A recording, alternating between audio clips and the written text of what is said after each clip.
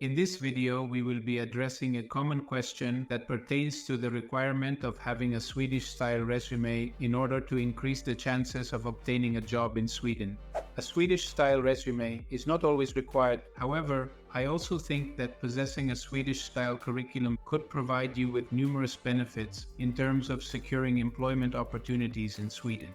That is the reason why I made a decision to create this video, where I am going to provide you with several recommendations to transform your resume into the style that is commonly used in Sweden and thereby maximize your chances of getting a job. First, I would like to talk about how important it is to modify your resume to have a Swedish style. Recruiters generally do not allocate more than 30 to 60 seconds for the examination of a resume. That is the reason why it is imperative for the curriculum to be easily readable within a brief time frame. In contrast to general resumes, the Swedish-style resume is easy to understand due to its clear structure and use of simple language, making it highly readable and accessible. By modifying your resume to have a Swedish style, you can ensure that it becomes easy to read, ultimately increasing your chances of impressing the Swedish recruiter and securing the desired job in Sweden. Now we will proceed to discuss the primary sections that a Swedish-style resume generally consists of. The initial aspect to discuss is the length of the curriculum vitae. A Swedish-style resume is not more than 1 page long and always concentrates on the most pertinent information for the position it is intended for.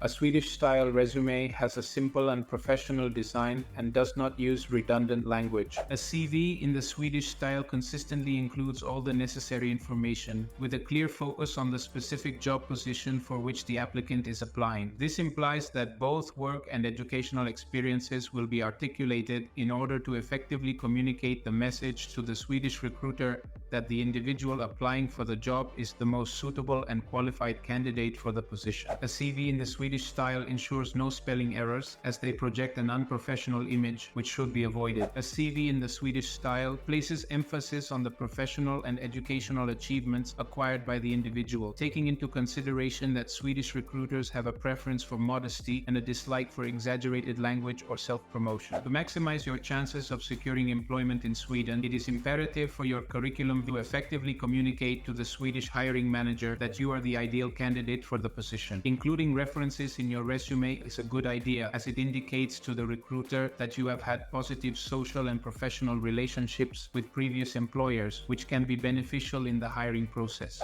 In the next section, I will demonstrate how to write a resume in the Swedish style, providing a step-by-step guide. The initial part of the resume is concerned with personal information. In this section, we will include your complete name, your email address, and your telephone number. For optimal results, it is advisable to have a phone number from Sweden, as this would indicate to recruiters that you are a person residing in the country, thereby maximizing your chances of securing employment in this particular region. Please bear in mind that I highly recommend that if you choose to include a photo in your resume, you do so using a professional photographer, as utilizing said photo would significantly increase your likelihood of obtaining a job in Sweden. In the following section of the resume, we will discuss work experience. In this section, I discuss my work experiences in reverse chronological order. This means that the most recent work experiences will be displayed first. In every work experience, I provide details such as the job title, the company I worked for, and the specific dates during which I had that work experience. For each work experience, I indicate the tasks I performed, and I always try to express those tasks in the context of the job position I am applying for.